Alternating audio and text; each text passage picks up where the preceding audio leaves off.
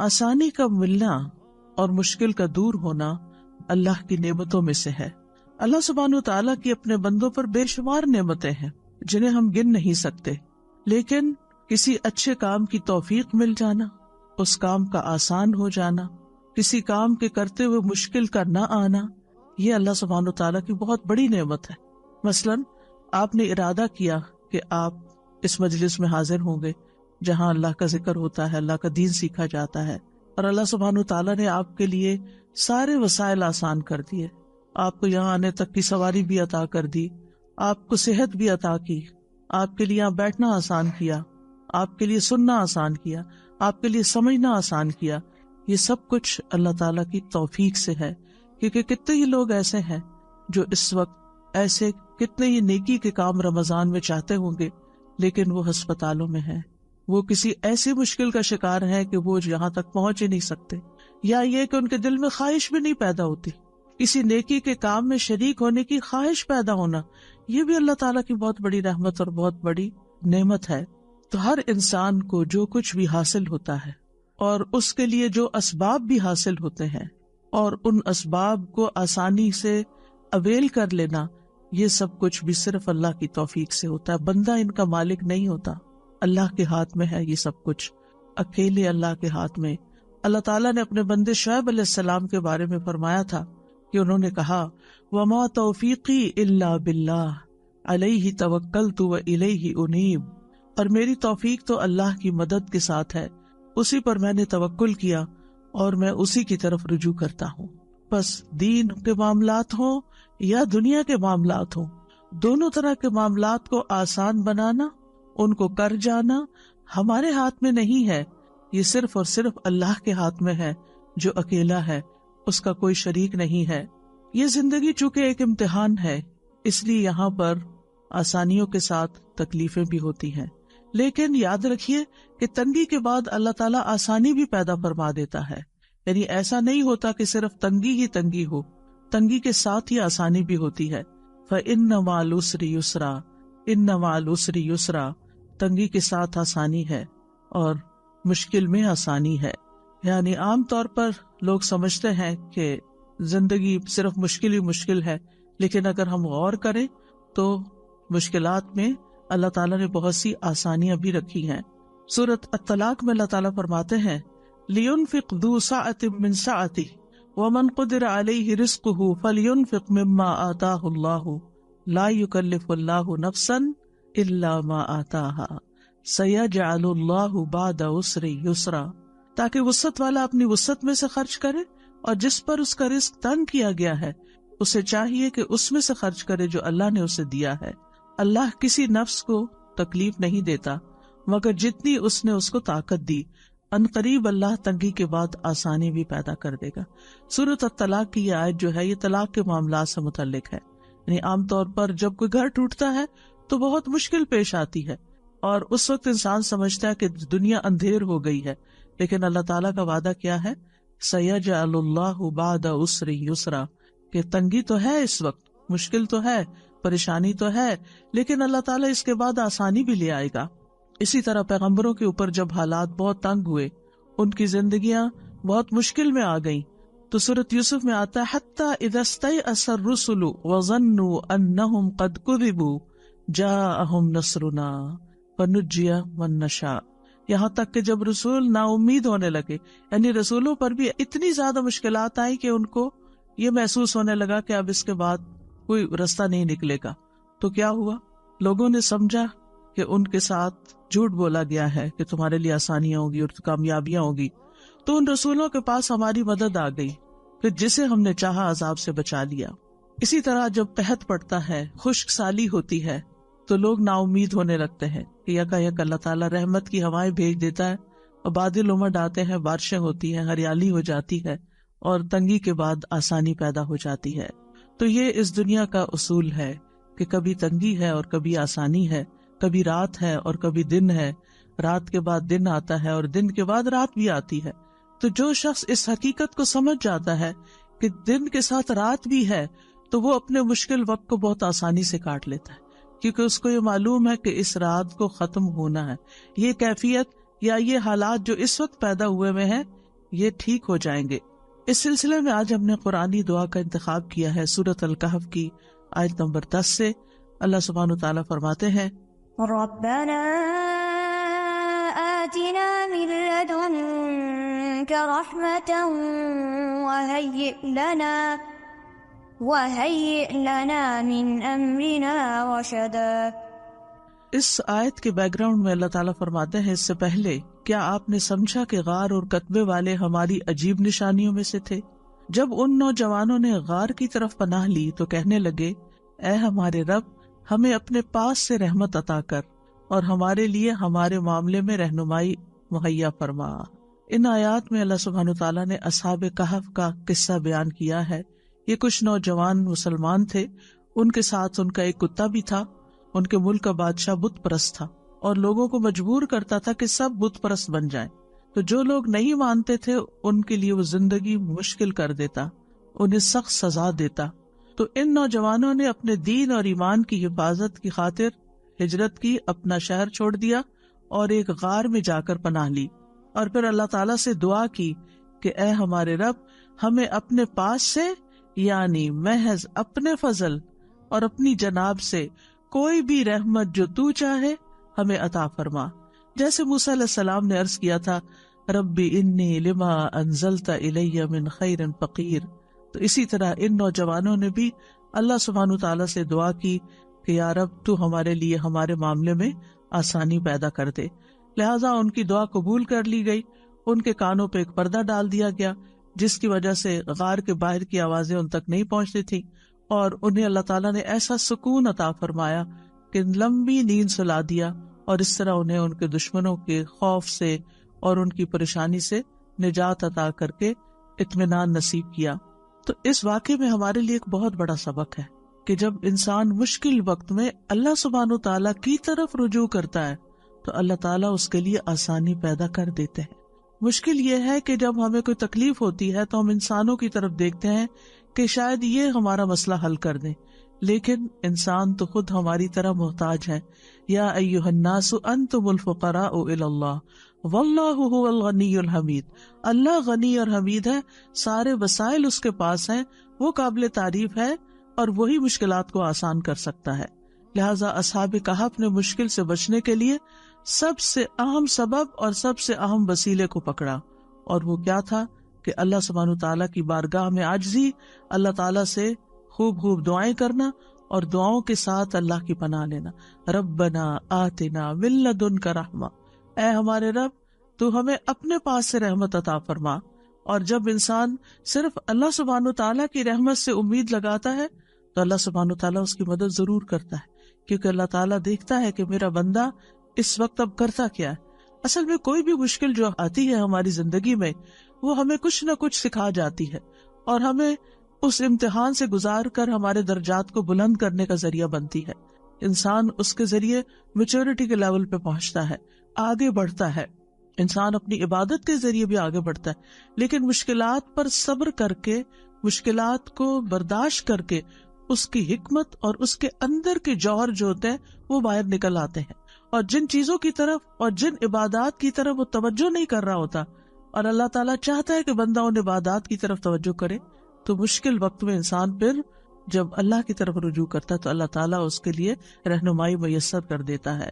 اور پھر خاص طور پر آپ دیکھیں کہ ان نوجوانوں کا جو قصہ ہے یہ ہمیں بتاتا ہے کہ ان نوجوانوں کو اللہ تعالیٰ نے ایسی سمجھ دی تھی کہ عین جوانی کے عالم میں انہوں نے اتنی پیاری دعا مانگی کہ ربنا آتنا من لدنک رحمہ، اور کہا جاتا ہے کہ یہ وہاں کے اشرافیہ تھے، ایلیٹ گھرانوں کے بچے تھے، انہوں نے کوئی دنیاوی وسائل اختیار نہیں کیے کہ بادشاہ تک اپروچ کریں اور پھر اپنے آپ کو بچائیں، انہوں نے بادشاہوں کے بادشاہ کو اپروچ کیا، یعنی اللہ رب العزت سے دعا کی، اور پھر جب رحمت آ جاتی نا اللہ تعالیٰ کی، ہر چیز مل جاتی۔ لہٰذا اس رحمت کے ذریعے ان کا کھانا پینا، امن و اطمینان، دشمنوں کے خوف سے دوری، سبھی کچھ ان کو میسر آ گیا۔ اور وہ کہاں پر تھے؟ غار میں تھے۔ غار میں کوئی کھانا نہیں ہوتا، غار میں کوئی ٹھنڈا کمرہ نہیں ایسا ہوتا کہ اگر گرمی ہے یا کوئی پریشانی اور تکلیف ہے تو وہاں کوئی لائٹ ہوگی۔ آپ دن میں تو غار میں جا کے پھر بھی بیٹھ سکتے ہیں، لیکن آپ کو یہ پتا ابھی رات آنی ہے اور کوئی کیڑا مکوڑا اور کوئی سانپ بچھو بھی آ سکتا ہے۔ جیسے نبی صلی اللہ علیہ وسلم جب غار سور میں پناہ لیے ہوئے تھے، تو حضرت ابو بکر نے جس سوراخ میں پاؤں رکھا وہاں سے ایک سانپ نے ان کو یا بچھو نے کاٹ لیا تھا، تو اس وقت ان کے آنسو نکلنے لگے تھے، حالانکہ وہ اللہ کے راستے میں تھے، لیکن یہ جو مخلوقات ہیں ان کا شر تو اپنی جگہ موجود ہے، تو اس وقت بھی انہوں نے اف تک نہیں کی اور کوئی شکوہ شکایت نہیں کی۔ تو یہاں پر آپ دیکھیں کہ ان بچوں نے بھی غار کی طرف پناہ لی اور دعائیں اللہ تعالیٰ سے کی، جس کے نتیجے میں اللہ تعالیٰ نے ان کی دین و دنیا دونوں کی اصلاح کر دی، یعنی شرک میں پڑنے سے بھی بچ گئے اور اس کے ساتھ ساتھ اللہ تعالیٰ نے ان کو ایک نمونہ بنا دیا۔ اور رشد کہتے ہیں سیدھے رستے کی طرف ہدایت حاصل کرنا اور اس پہ قائم رہنا، یعنی ہدایت مل بھی جانا اور پھر ہدایت پہ قائم رہنا، اور یہ الغی کی اپوزٹ ہوتا ہے۔ تو بہرحال انہوں نے ایسے اسباب اختیار کیے جو ان کی دعا کی قبولیت کا سبب بنے، اور وہ یہ کہ انہوں نے کسی انسان پہ بھروسہ نہیں کیا، نہ اپنی ذات پہ بھروسہ کیا، نہ کسی اور مخلوق پہ بھروسہ کیا، بلکہ عاجزی اور انکساری کے ساتھ اللہ تعالیٰ سے اپنے معاملات کی آسانی کا سوال کرتے رہے، اور کوشش کے بعد اللہ پہ جب بھروسہ کیا اور دعا مانگی تو اللہ تعالیٰ نے دعا قبول کر لی۔ 3 چیزیں نظر آتی ہیں: کوشش، اعتماد، بھروسہ، یقین اور دعا، اور اللہ تعالیٰ نے مشکل آسان کر دی۔ مشکلات کیوں آتی ہیں؟ اگر دیکھا جائے تو یہ دنیا کی زندگی اٹ سیلف ایک آزمائش ہے۔ اللہ تعالیٰ فرماتے ہیں ام حسبتم ان تدخلوا الجنۃ ولما یعلم اللہ الذین جاہدوا منکم ویعلم الصابرین، کیا تم سمجھتے ہو کہ تم یوں ہی جنت میں داخل ہو جاؤ گے، یعنی بغیر کسی مشکل سے گزرے ایسے ہی جنت میں چلے جاؤ گے؟ حالانکہ ابھی تو اللہ نے تم میں سے ان لوگوں کو جانا ہی نہیں جنہوں نے جہاد کیا، اور نہ ان کو جو صبر کرنے والے ہیں، یعنی اللہ کی راہ میں جد و جہد کرنے والے اور صبر کرنے والے، ابھی اللہ نے ان کو جانچا پرکھا نہیں، یعنی ان کی آزمائش ہونی ہے، ابھی ان کی پرکھ ہونی ہے کہ کون مشکل آنے پر اللہ کے راستے میں جد و جہد کو جاری رکھتا ہے اور کون اس مشکل پر صبر کرتا ہے۔ یعنی مشکل ہماری سچائی کو پرکھنے کے لیے آتی ہے کہ ہم کسی کاز میں کتنے سچے ہیں، اور ویسے بھی اس زندگی میں امتحانوں کا آنا لازمی ہے۔ اللہ تعالیٰ نے پہلے سے ہی بتا دیا وَلَنَبْلُوَنَّكُمْ بِشَيْءٍ مِّنَ الْخَوْفِ وَالْجُوعِ وَنَقْصٍ مِّنَ الْأَمْوَالِ وَالْأَنفُسِ وَالثَّمَرَاتِ وَبَشِّرِ الصَّابِرِينَ الَّذِينَ إِذَا أَصَابَتْهُمْ مُصِيبَةٌ قَالُوا إِنَّا لِلَّهِ وَإِنَّا إِلَيْهِ راجعون اولئک علیہم صلوات من ربہم ورحمہ واولئک هم المہتدون۔ اور ہم یقیناً تمہیں خوف اور بھوک اور مالوں اور جانوں اور پھلوں کی کمی میں سے کسی نہ کسی چیز کے ساتھ ضرور آزمائیں گے، یعنی اس دنیا پر پائے جانے والے ہر انسان کی آزمائش ضرور ہوگی، یعنی اس امتحان کے لیے وہ تیار رہے، ان میں سے کسی نہ کسی چیز سے، چاہے ایک ہو یا ایک سے زیادہ۔ پھر فرمایا ہم نے ان لوگوں کی آزمائش کی جو ان سے پہلے تھے، سو اللہ ہر صورت میں ان لوگوں کو جان لے گا جنہوں نے سچ کہا، اور ان کو بھی جو جھوٹے ہیں، یعنی کون سچے ہیں، اللہ کے وعدوں پہ یقین رکھتے ہیں، اور کون صرف زبانی کلامی یہ بات کرتے ہیں اور ایمان ان کے دلوں میں نہیں اترا۔ یعنی اللہ سبحانہ وتعالیٰ آزمائیں گے، اور صبر کرنے والوں کو خوشخبری دے دیجئے۔ وہ لوگ جب انہیں کوئی مصیبت آتی ہے تو وہ کہتے ہیں بے شک ہم اللہ کے لیے اور بے شک ہم اسی کی طرف لوٹ کے جانے والے ہیں۔ یہ وہ لوگ ہیں جن پر ان کے رب کی طرف سے کئی مہربانی ہے اور بڑی رحمت ہے، اور یہی لوگ ہدایت پانے والے۔ تو اس سے پتہ یہ چلتا ہے کہ انسان کو جب کوئی مصیبت آتی ہے تو پھر انسان کے 2 رویے ہوتے ہیں، ایک یہ کہ اللہ تعالیٰ سے دور ہو جائے، اللہ تعالیٰ سے ناراض ہو جائے، اور ایک رویہ یہ ہے کہ انسان اللہ ہی کی طرف پلٹے اور اللہ سبحانہ تعالیٰ سے مدد مانگے، اور مدد مانگنے والوں کے لیے اللہ تعالیٰ کی مدد آ جاتی ہے، ان پر ان کے رب کی طرف سے صلوات یعنی مہربانیاں نازل ہوتی ہیں اور رحمت نازل ہوتی ہے، یعنی طرح طرح کے ویلیوز کھلتے ہیں ان کے لیے خیر اور بھلائی کے۔ یعنی ایک مشکل ضرور آتی ہے لیکن ان مع العسر یسرا، اس مشکل کے ساتھ آسانی بھی ہوتی ہے، اور وہ آسانیاں انسان کو بعض اوقات نظر نہیں آتی، محسوس نہیں ہوتی، لیکن اگر انسان اللہ کا یہ وعدہ جان لے کہ یرید اللہ بکم اليسر ولا یرید بکم العسر، اللہ تعالیٰ تمہیں تنگ نہیں کرنا چاہتا، اللہ تعالیٰ دراصل تمہارے لیے آسانی چاہتا ہے، لیکن آسانی مشکل کے ساتھ آتی ہے۔ مثال کے طور پر آپ دیکھیں، آج کل آپ نے روزے رکھے ہوئے، آپ کو مشکل تو ہے، یعنی ایسے وقت میں کھانا پڑتا ہے جب آپ کھاتے نہیں ہیں، وہ کھانا مشکل ہوتا ہے. ایسے وقت میں جاگنا پڑتا ہے جب آپ جاگتے نہیں، آپ کو سونا ہوتا ہے اور آپ کو جاگنا پڑتا ہے. آپ کا جب کھانے کو دل چاہتا ہے، سب کچھ ہوتے ہوئے بھی آپ کھا نہیں سکتے. یعنی طرح طرح کی روزے کے ساتھ مشقتیں وابستہ ہیں. لیکن آسانی کتنی، سارا دن کچن صاف ستھرا ہے، کتنا کام کم ہو گیا. حیران ہوتی ہوں کہ کتنا ٹائم بچ گیا، کتنی ایفرٹ بچ گئی. اور اس کے ساتھ انسان کا اپنا وجود جو ہلکا پھلکا ہے، جب اس کو فکر ہی نہیں، نہ کھانے کی فکر ہے نہ پینے کی فکر ہے، جب دھیان ہی ہٹا ہوا ہے اس طرف سے، تو پھر اس کی توجہ، اس کا فوکس کسی اور چیز کی طرف. پھر جب کم کھاتا ہے تو جسم ایکٹیو ضرور ہوتا ہے، اور اس ایکٹیونیس کی وجہ سے انسان کا چلنا پھرنا، سانس لینا اور بہت سے کام کاج کرنا بہت آسان ہو جاتا ہے. پھر اس کے ساتھ یہ کہ عبادت کی جو لذت نصیب ہوتی، قرآن پڑھنے کی، دعا کرنے کی، اللہ سبحانہ تعالیٰ کا ذکر کرنے کی، تسبیح کرنے کی، وہ بھرے پیٹ تو ہوتی نہیں. پھر اسی طرح انسان اگر کچھ سیکھتا یا سکھاتا ہے تو وہ بھی اس کے لیے آسان ہو جاتا ہے، اور دل میں ایک سکون کی اور راحت کی جو کیفیت ہوتی ہے وہ بھی ناقابل بیان ہے. تو ایک آپ نے منہ ہی بند کیا نا، کھانا بھی نہیں چھوڑا ہے یا تھوڑی سی نیند قربان کی ہے، لیکن کتنی آسانیاں ہیں ساتھ اگر انسان ان کے اوپر غور کرے، ان کی طرف توجہ کرے. رسول اللہ صلی اللہ علیہ وسلم نے فرمایا تھا، ان ھذا الدین یسر، یہ دین آسان ہے. یعنی ہم سمجھتے دین میں بہت مشکلات ہیں، لیکن جہاں جہاں ہمیں جس حکم پر عمل کرتے ہوئے مشکل پیش آتی ہے، وہیں ساتھ آسانی بھی اللہ نے رکھی. اور اگر انسان اس حکم پر عمل نہیں کرتا تو بے شمار مشکلات اس کی زندگی میں پیدا ہو جاتی ہیں. اور فقہ میں ایک اصول ہے، المشقت تجلب التیسیر، مشقت آسانی لاتی ہے، مشقت آسانی لاتی. ایک اور اینگل سے، فقہ کے اینگل سے، مثلاً آپ بیمار ہو گئے، اب آپ وضو نہیں کر سکتے، آپ بیٹھے بیٹھے وہیں ہاتھ مار کے اپنا تیمم کر لیتے ہیں، آسانی آ گئی نا. وضو میں ایک مشقت تو بہرحال ہے، لیکن آپ کے لیے مشقت آئی تو اللہ نے ساتھ ہی آسانی بھی دے دی. آپ کھڑے نہیں ہو سکتے، طویل قیام نہیں کر سکتے، آپ بیٹھ کے نماز پڑھیں، آپ اشاروں سے نماز پڑھیں، آپ سے سارے کام کاج چھوٹ گئے، آپ بس ریسٹ کریں، لیٹیں، سوئیں، آرام کریں. لوگ آپ کو پوچھتے نہیں تھے، اب ہر کوئی آپ کا حال پوچھ رہا ہے. یعنی ایک بیماری کے ساتھ کتنی ساری اور چیزیں آ گئی کہ جو آپ کی زندگی میں پہلے نہیں تھی. تو المشقت تجلب التیسیر، مشقت، مشکل، پریشانی، تکلیف اپنے ساتھ آسانی بھی لاتی ہے.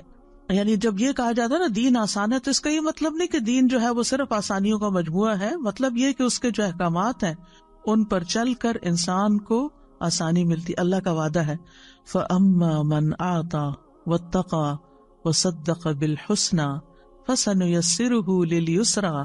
اس کے برعکس وَأَمَّا مَنْ بَخِلَ وَاسْتَغْنَى وَكَذَّبَ بِالْحُسْنَى فَسَنُيَسِّرُهُ لِلْعُسْرَى. تو تنگی کس طرف سے ملی اور آسانی کس طرف سے ملی؟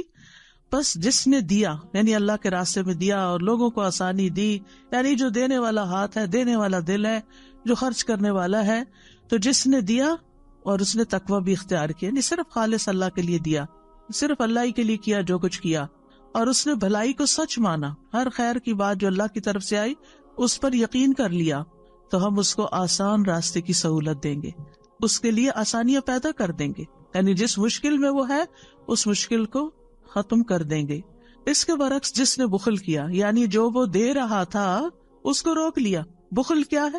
دینے کا اپوزٹ، چاہے مال ہو، چاہے علم ہو، چاہے لوگوں کو مشورہ دینا ہو، چاہے لوگوں کی کاؤنسلنگ کرنی ہو، چاہے کسی کے ساتھ کسی بھی قسم کی بھلائی کرنی، کسی طرح کی مدد، خدمت، کچھ بھی.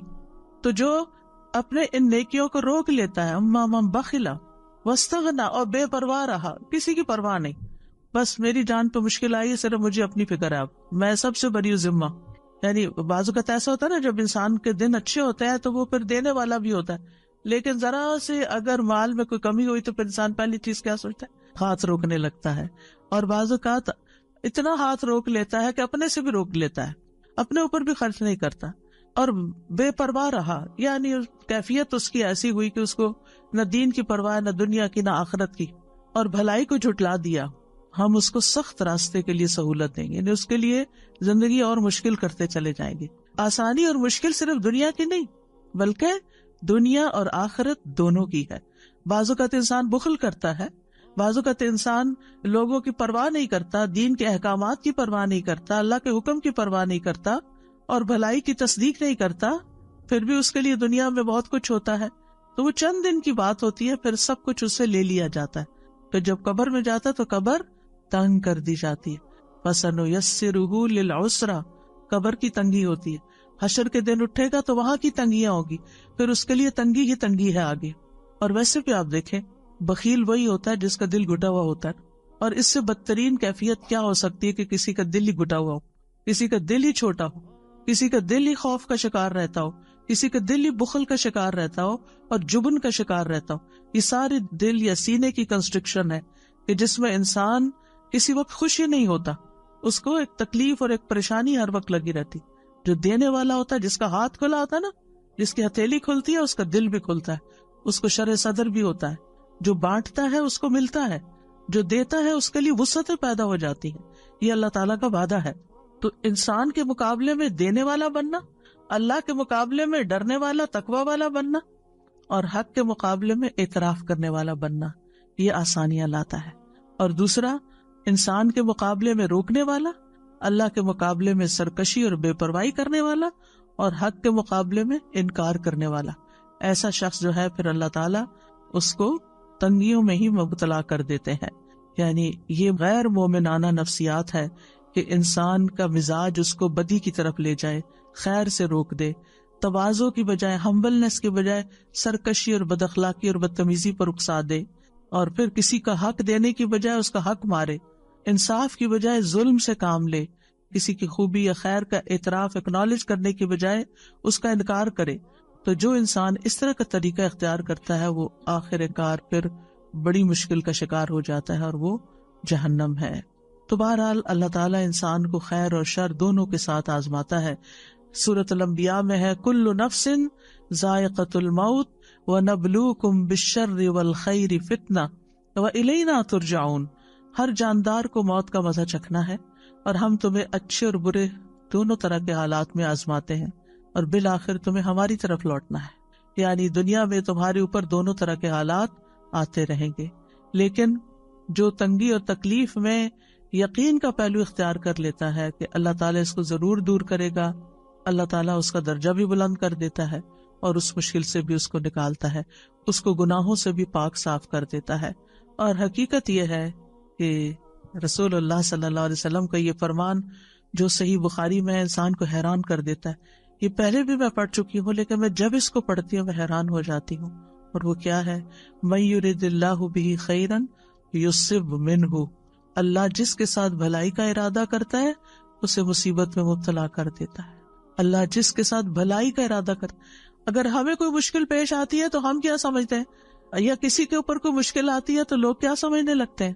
کوئی گناہ کیا ہوگا نا، کوئی غلطی کی ہوگی نا، اور اس کو گلٹ میں مبتلا کرتے ہیں۔ لیکن یہاں پر کیا بتایا جا رہا ہے، اور صحیح بخاری کی صحیح روایت ہے کہ اللہ تعالیٰ اسے کسی مصیبت میں مبتلا کر دیتے جس کے ساتھ اللہ بھلائی کا ارادہ کرتا ہے۔ تو اگر ہماری زندگی میں کوئی چھوٹی مصیبت ہے یا کوئی بڑی مصیبت ہے تو آپ سمجھیں کہ اللہ سبحانہ وتعالیٰ ہمیں اپنے لیے اور خالص کرنا چاہتا ہے، اور مہذب بنانا چاہتا ہے، اور سنوارنا چاہتا ہے، جنت کے قابل بنانا چاہتا ہے، کیونکہ جنت میں غیر مہذب لوگ نہیں ہوں گے، وہ نہیں ہوں گے جن سے اللہ ناراض ہے یا جن سے اللہ خوش نہیں۔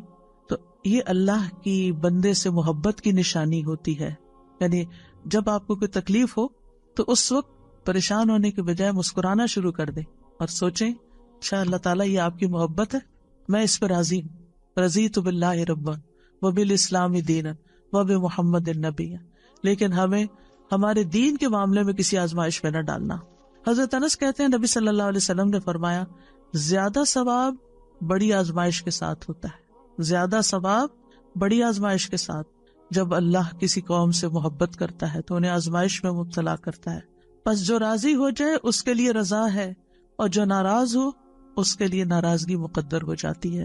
انبیاء تمام مخلوق سے زیادہ اللہ کے قریب ہوتے ہیں، اللہ کے پیارے ہوتے ہیں، وہ اللہ کے دین کی خاطر مشکلات اٹھاتے ہیں، جانی مالی اولاد کی طرف سے، قوم کی طرف سے، اپنے پیاروں کی ہر طرف سے۔ لیکن ان کی زندگی میں جو تکلیف اور آزمائش آتی ہے وہ اللہ کی ناراضگی کی وجہ سے نہیں ہوتی، ان کے درجات کی بلندی کی وجہ سے ہوتی ہے۔ تمام انبیاء اذیت اور تکلیف سے گزرے، تمام کے تمام، نوح علیہ السلام کی مثال آپ کے سامنے، 950 سال قوم کو تبلیغ کی لیکن قوم نہیں مانی، بلکہ برا بھلا کہا، مارا پیٹا، خون ان کا نکالا، بے ہوش کر دیا، ہر طرح کی اذیت دی. ان کے بیٹے کی طرف سے آزمائش آئی، بیوی کی طرف سے آزمائش آئی، یعنی گھر میں بھی آزمائش اور باہر بھی آزمائش. باہر بھی کوئی بات سننے والا نہیں اور گھر میں بھی مشکل ہے. موسیٰ علیہ السلام کے لیے فرعون کی طرف سے آزمائش آئی، اور پھر کس طرح وہ ان کے ہاتھوں قتل ہو گیا اور ان کو اپنا ملک چھوڑنا پڑا اور ہجرت کرنی پڑی، اور پھر جو راستے میں تکلیفیں انہوں نے دیکھی. یعقوب علیہ السلام کی آزمائش یوسف علیہ السلام کی طرف سے آئی، بیٹے کی طرف سے آئی.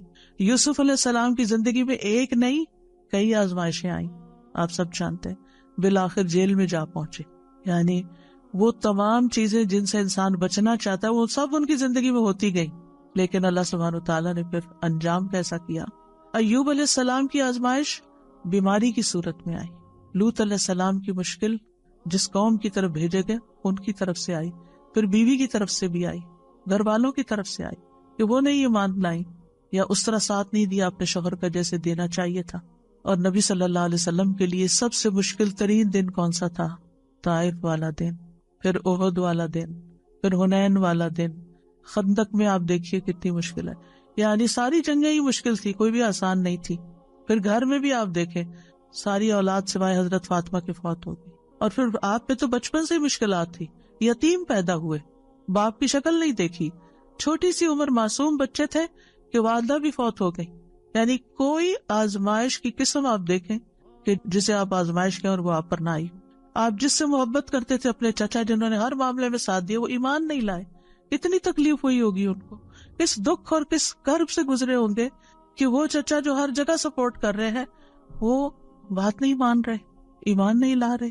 یعنی کون سا دکھ ہے، کون سا درد ہے، کون سی تکلیف. اور اس عام الحزن میں حضرت خدیجہ کی وفات ہو جاتی ہے جب آپ کو سب سے زیادہ سپورٹ کی ضرورت ہے. طائف کی طرف جاتے ہیں تو وہاں آپ دیکھیں کیسا سلوک کیا جاتا ہے، یعنی کوئی ایک تکلیف ہے لیکن آپ اس کے ساتھ ساتھ اللہ تعالیٰ کے محبوب ترین مقرب ترین بندے ہیں. پھر آپ کی ازواج پر بھی مشکلات آئیں. حضرت عائشہ پر جو مشکل آئی، جس طرح ان پر الزام لگایا گیا اور کس طرح انہوں نے صبر کیا، اور پھر کس طرح بالکل جب حالات تنگ ہو گئے آخری وقت میں، نہ والدہ کوئی حمایت کر رہی تھی اور نہ ہی والد کی طرف سے کوئی پیار کے کلمات ملے اور نہ ہی نبی صلی اللہ علیہ وسلم کی طرف سے کوئی بہت حوصلہ افزائی ملی.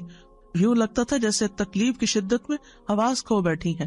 اور وہ کہنے لگی میں اپنی اور آپ لوگوں کی مثال یوسف کے والد کے سوا نہیں پاتی. ان کو نام بھی بھول گیا حضرت یعقوب کا اس وقت، یعنی سخت پریشانی کے عالم میں، جب انہوں نے کہا تھا فصبر جمیل واللہ المستعان علی ما تصفون، صبر بہتر ہے اور اللہ ہی میرا مددگار ہے ان سب باتوں میں جو تم بیان کر رہے. پھر کیا ہوا؟ پھر اللہ نے آسمان سے وحی اتاری جو قیامت تک پڑھی جاتی رہے گی. وہ تکلیف کی حالت تو ختم ہو گئی، وہ آزمائش تو چلی گئی، لیکن جو نعمت ملی وہ ہمیشہ کے لیے اس قدر عزت افزائی. اور پھر آپ دیکھیے کہ پچھلی امتوں پر بھی بڑی آزمائشیں آئیں. اللہ تعالیٰ فرماتے ام حسبتم ان تدخلوا الجنۃ ولما یأتکم مثل الذین خلوا من قبلکم مستهم البأساء والضراء وزلزلوا حتى يقول الرسول والذین آمنوا معه متى نصر اللہ الا ان نصر اللہ قریب. کیا تم نے سمجھ رکھا ہے تم یوں ہی جنت میں چلے جاؤ گے؟ یعنی ہم میں سے ہر شخص جنت کا سوال کرتا ہے، جنت مانگتا ہے، جبکہ ابھی تمہیں اس جیسی تکلیف تو پیش ہی نہیں آئی جو تم سے پہلے لوگوں پر گزری. یعنی اگر دیکھا جائے تو ہم نے اپنے ایمان اور دین میں ایسی کوئی مشکل نہیں دیکھی. ٹھیک ہے مشکلات چھوٹی بڑی آتی رہی ہیں، لیکن یہ تکلیف ہے جو پہلے لوگوں پر ان کو سختیاں اور تکلیفیں پہنچی اور وہ ہلا مارے گئے، یہاں تک کہ رسول اور وہ لوگ جو ان کے ساتھ ایمان لائے تھے پکار اٹھے کب آئے گی اللہ کی مدد. سنو بے شک اللہ کی مدد قریب ہے. یعنی اللہ تعالیٰ آزماتا ضرور ہے لیکن مدد بھی اسی کی طرف سے آتی. تو اگر ہم چاہتے ہیں کہ زندگی میں آسانیاں پیدا ہوں تو پھر سب سے پہلے تو اپنی مشکل کو، اپنی آزمائش کو کسی ایسے شخص کی آزمائش کے ساتھ کمپیئر کرنا چاہیے جو ہم سے زیادہ تکلیف میں گزرا ہو. ہمیں اپنی مشکل آسان نظر آئے گی. یعنی اگر ہمیں اپنی زندگی میں کوئی تکلیف نظر آتی ہے نا تو نبی صلی اللہ علیہ وسلم کی تکلیفوں کو یاد کر لیں، آپ کو لگے گا آپ جنت میں ہیں، آپ کو اپنی مشکل ہی نظر نہیں آئے گی. دوسری بات یہ کہ ایمان اور عمل صالح، اللہ تعالیٰ کا وعدہ ہے وَأَمَّا مَنْ آمَنَ وَعَمِلَ صَالِحًا فَلَهُ جَزَاءً الْحُسْنَى وَسَنَقُولُ لَهُ مِنْ أَمْرِنَا يُسْرًا. اور رہا وہ جو ایمان لایا اور اس نے نیک عمل کیا تو اس کے لیے بدلے میں بھلائی ہے، اور ان قریب ہم اسے اپنے کام میں سے سراسر آسانی کا حکم دیں گے، یعنی اس کے لیے آسانی پیدا کر دیں گے. سورۃ نحل میں آتا ہے من عمل صالحا من ذکر او انثى وهو مؤمن فلنحيينه حیاتا طیبہ وَلَنَجْزِيَنَّهُمْ أَجْرَهُمْ بِأَحْسَنِ مَا كَانُوا يَعْمَلُونَ. جو شخص بھی نیک عمل کرے، خواہ مرد ہو یا عورت کا الگ نام لیا گیا ہے. عام طور پر مرد کا ذکر کر کے عورت کو ساتھ ہی شامل کر دیا جاتا ہے. فرمایا جو نیک عمل کرے گا بشرطے کہ وہ مومن ہو، ہم اسے ضرور پاکیزہ زندگی بسر کرائیں گے، اس کو اچھی زندگی دیں گے، یعنی اس دنیا میں بھی اچھائی دیں گے، اور آخرت میں ان کے بہترین اعمال کے مطابق، یعنی جس درجے کے عمل ہوں گے انہیں ان کا اجر عطا کریں گے. یہ اللہ کا وعدہ ہے، اور اللہ کا وعدہ کبھی بھی جھوٹا نہیں ہو سکتا. اللہ کا وعدہ ہمیشہ سچا ہی ہوتا ہے. ابن تیمیہ رحمہ اللہ کہتے ہیں اطاعت کا انجام دنیا اور آخرت کی سعادت اور بلائی ہے. وہ کہتے ہیں مخلوقات میں سے سب سے زیادہ خوش نصیب وہ ہے جو اللہ کی عبادت اور اطاعت میں سب سے بڑھ کے ہوتا ہے، سب سے آگے ہوتا ہے. وہ کہتے ہیں کہ بندے کی سعادت یہ ہے کہ اسے جس چیز کا حکم دیا گیا ہے وہ انجام دے، اور جس چیز سے منع کیا گیا ہے وہ چھوڑ دے، یعنی اللہ کا بندہ بن جائے. ابن قیم کہتے ہیں اللہ رب العالمین ارحم الراحمین، قدرت رکھنے والوں میں سب سے بڑا قدرت رکھنے والا ہے، اور اس کی سعادت صرف اس کی اطاعت سے حاصل ہو سکتی ہے. یعنی اگر آپ چاہتے ہیں کہ تکلیف دور ہو تو اطاعت کے کاموں میں اور زیادہ آگے بڑھیں، پیچھے نہ رہیں. کل ہی میری کسی سے بات ہو رہی تھی تو ریسنٹلی ان پہ کوئی تکلیف آ گئی، تو میں نے حال چال پوچھا تو کہنے لگے کہ پتہ ہی نہیں چل رہا کہ رمضان آیا. پریشانی نے ایسا دماغ کو گھما دیا ہے کہ رمضان کی جو روحانیت ہے وہ محسوس ہی نہیں ہو رہی.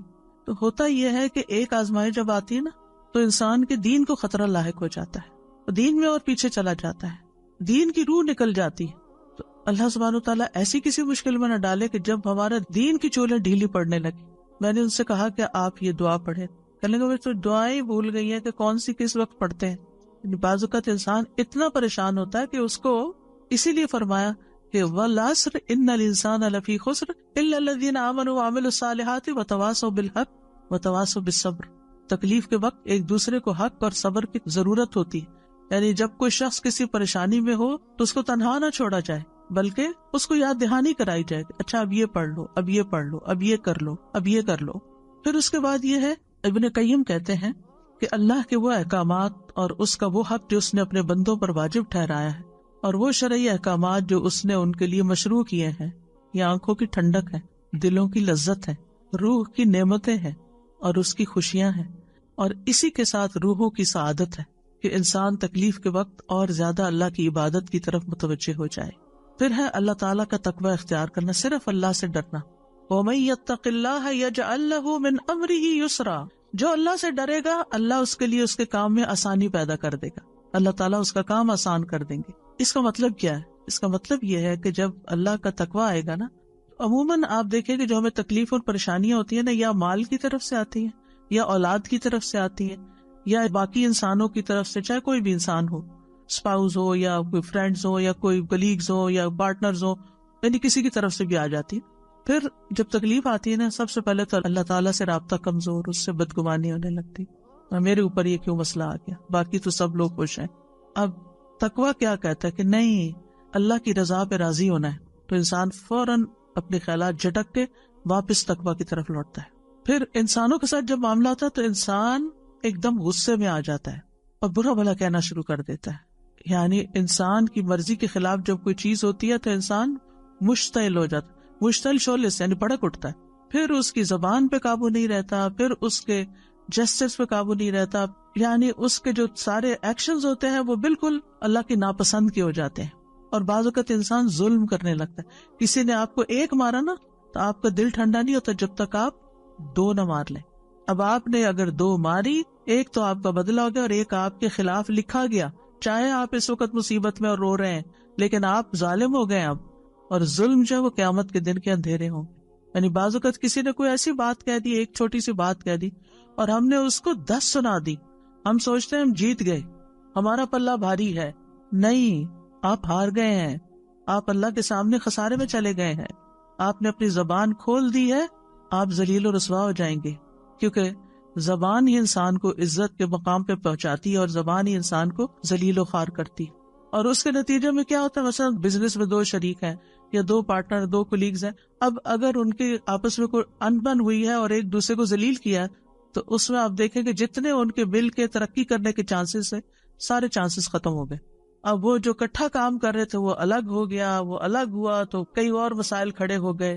اسی طرح بہت سے لوگ جیسے ہسبینڈ وائف ہوتے ہیں، بہت کیسز میں دیکھا گیا ہے کہ جب غصے میں طلاق تک بات پہنچ گئی۔ مجھے اتنی حیرت ہوتی ہے، بیچاری خواتین بعض اوقات روتی ہوئی پوچھتی ہیں کہ چھوٹی سی بات تھی تو میرے ہسبینڈ نے یہ بول دیا، اب کیا طلاق ہو گئی ہے؟ یا وہ اگر یہ بھی کہہ دیتے نا کہ میں تمہیں چھوڑ دوں گا، تو وہ اس میں بھی پریشان ہوتی ہیں کہ کہیں شاید ہمیں طلاق ہو گئی، کیونکہ ہمارے معاشرے میں جہالت ہے، ان کو پتہ ہی نہیں کہ کس لفظ سے طلاق ہوتی ہے، کس سے نہیں ہوتی۔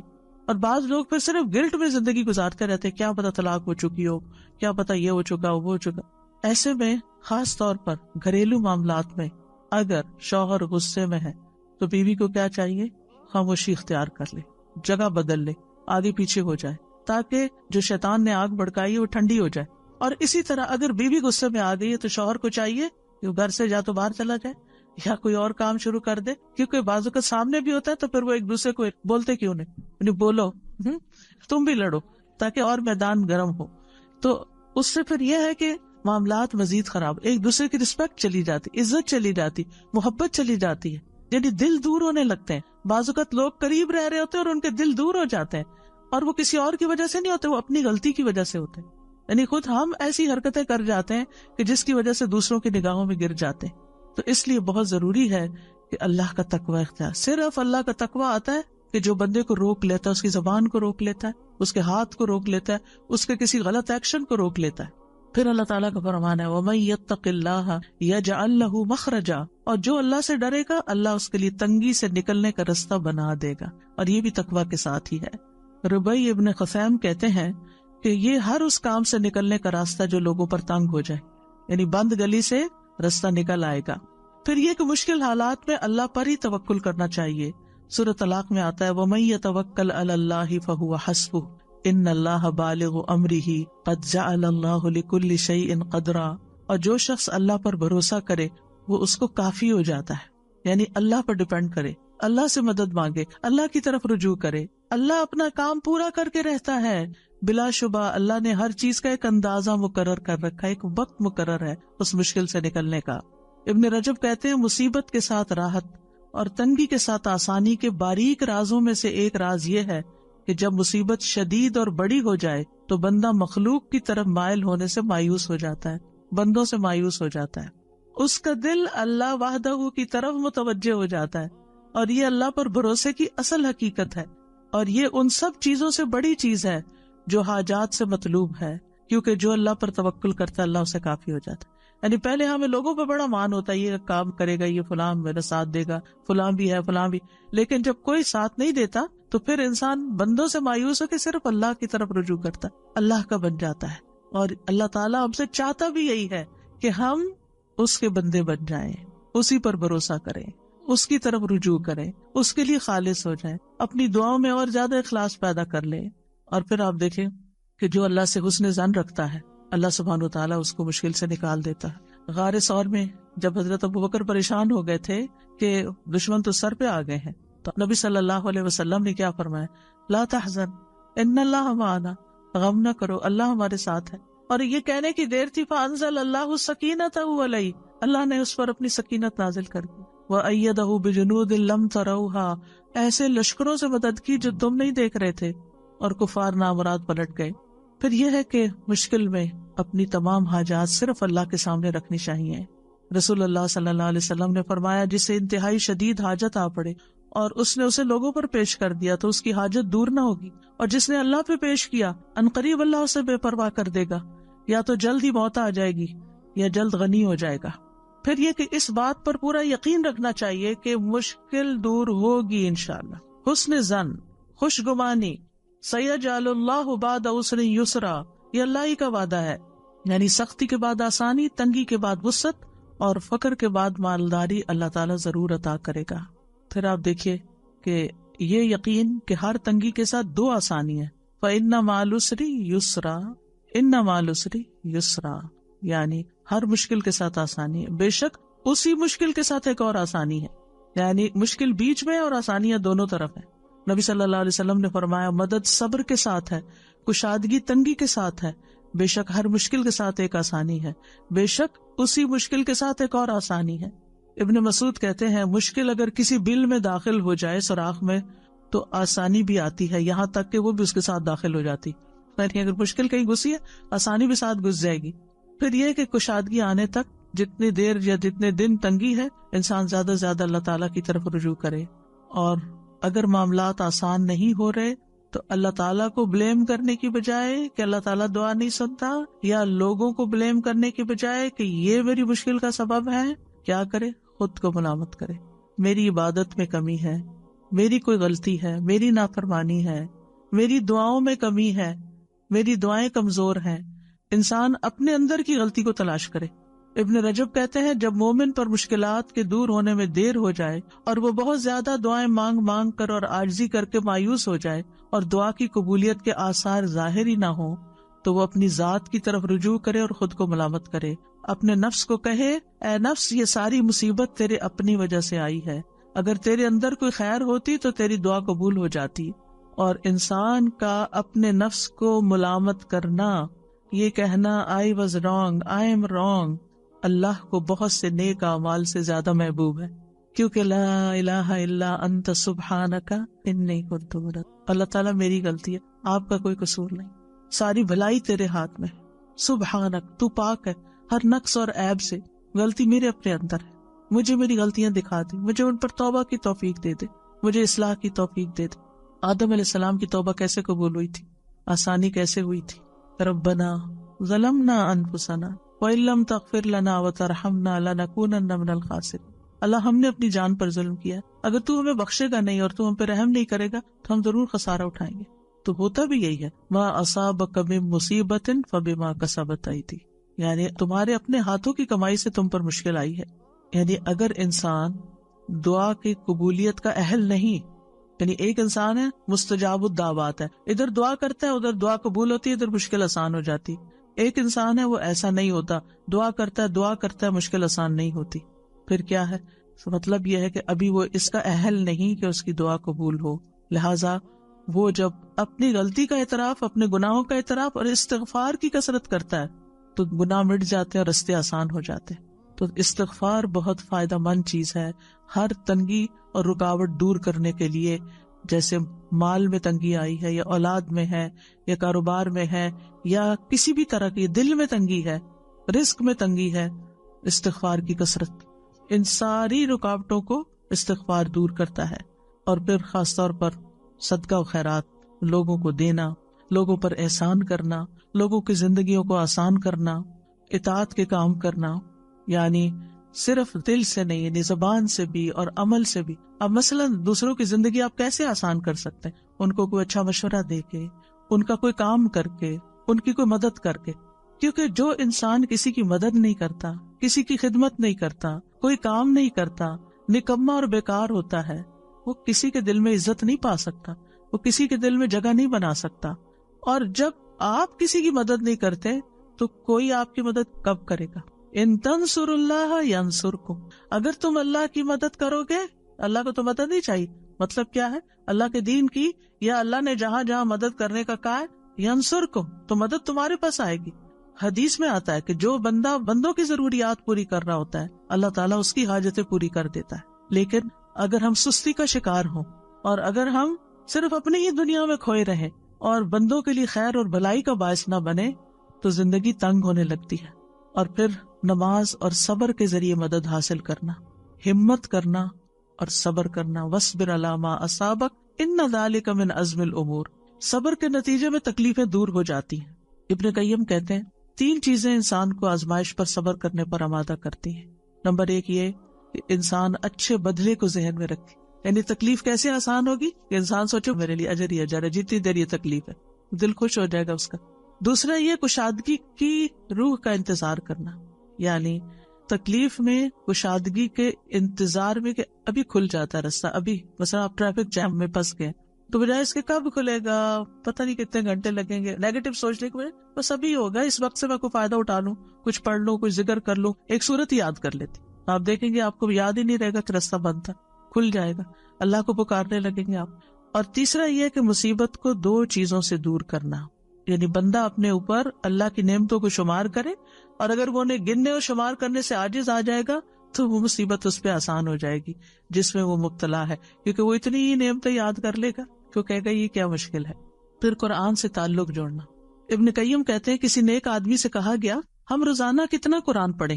انہوں نے کہا اتنا پڑھو جتنی آپ خوش نصیبی اور سعادت چاہتے ہو، یعنی جتنی خوش نصیبی چاہتے اتنا پڑھتے جاؤ۔ بعض مفسرین کہا کرتے تھے جنہوں نے قرآن کی تفسیریں لکھی ہیں، ہم قرآن پڑھنے میں مشغول ہوئے تو ہمیں دنیا میں برکات اور خیرات نے ڈھانپ لیا، کیونکہ قرآن جو ہے وہ ہیلنگ بھی کرتا ہے، قرآن شفا ہے۔ پھر مشکل حالات میں جزا فضا نہیں کرنی، رونا دھونا نہیں، فضول باتیں نہیں کرنی، چڑچڑا پن نہیں ظاہر کرنا۔ رسول اللہ صلی اللہ علیہ وسلم نے فرمایا دو آوازیں دنیا اور آخرت میں ملعون ہیں، نعمت ملنے پر گانا بجانا یعنی میوزک اور یہ سب کچھ، اور مصیبت کے موقع پر جزا فضا کرنا، رونا، حال دعائی، چیخ چلانا، یہ سب۔ پھر آپ دیکھیے کہ بندوں سے شکوہ نہیں کرنا۔ کیا ہوتا ہے مشکل ہوتی اس کو سنا کہانی، اس کو سنا، اس کو سنا، اور اس سے کیا ہوتا ہے وہ وقتی طور پہ انسان کو تھوڑے سے کتھارسس محسوس ہوتا ہے، دعا میں کمی آ جاتی۔ جب دل بھرے اور دعا کثرت سے کرے تو وہ زیادہ فائدہ مند ہے۔ رسول اللہ صلی اللہ علیہ وسلم فرماتے ہیں کہ اللہ تعالیٰ نے فرمایا جب میں اپنے مومن بندے کو آزماتا ہوں اور وہ تیمارداری کرنے والوں کے سامنے میرا شکوہ نہیں کرتا، یعنی بیمار ہوتا ہے تو اللہ کی شکایت نہیں کرتا، تو میں اس کو اپنی قید سے آزاد کر دیتا ہوں، اس کے پہلے گوشت کے بس بہترین گوشت عطا کرتا ہوں، اور اس کے پہلے خون کے بدلے بہترین خون عطا کرتا ہوں، اور وہ اثر نو پھر عمل کرنا شروع کر دیتا ہے۔ پھر مشکل حالات میں کمزوری نہیں دکھانی چاہیے، کمزور نہیں پڑنا چاہیے مشکل کے آگے، کیونکہ اللہ والے ایسے ہی ہوتے ہیں۔ وَكَأَيٍّ مِّن نَّبِيٍّ قَاتَلَ مَعَهُ رِبِّيُّونَ كَثِيرٌ فَمَا وَهَنُوا لِمَا أَصَابَهُمْ فِي سَبِيلِ اللَّهِ وَمَا ضَعُفُوا وَمَا اسْتَكَانُوا، نہ وہ کمزور پڑے، نہ ہمت ہاری، نہ دبے، اور اللہ صبر کرنے والوں سے محبت کرتا ہے۔ پھر یہ کہ تکلیف کے وقت بھی نعمتوں پہ نظر رکھ کے ان کا شکر ادا کرتے جانا، یعنی بجائے اس کے کہ تکلیف کا ذکر کرتے رہنا، اس کے بجائے اللہ نے یہ بھی دیا، اللہ نے یہ بچایا، اللہ نے یہ احسان کیا ہے، اس کا زیادہ ذکر کرنا۔ مثلا کسی کا کوئی فوت ہو گیا، کچھ لوگوں کے پاس آپ تعزیت کے لیے جاتے ہیں نا تو وہ بہت مایوسی کی باتیں کرتے رہتے ہیں، یہ چلا گیا، اس کا کیا ہوگا، فلاں کیا ہوگا، فلاں فلاں۔ کچھ لوگوں کے پاس آپ جاتے ہیں تعزیت کے لیے، وہ اتنی پازیٹیو باتیں کر رہے ہوتے ہیں، اور وہ اچھے وقت کو یاد کرتے ہیں، وہ نعمتوں کو یاد کرتے ہیں جو کٹھے ٹائم سپینڈ کیا، جو کٹھے کام کیے، جیسے کسی کا بچہ چلا گیا، شوہر چلا گیا یا کوئی اور، تو بہت مثبت باتیں کرتے ہیں۔ اس سے کیا ہوتا ہے اپنے دل کو بھی ٹھہراؤ ملتا ہے، اور دوسروں کو بھی جو آنے والے ہیں ان کو بھی ایک امید ملتی ہے، اور ان کو ایک سبق ملتا ہے کہ یہ کیسا اللہ کا شکر گزار بندہ ہے۔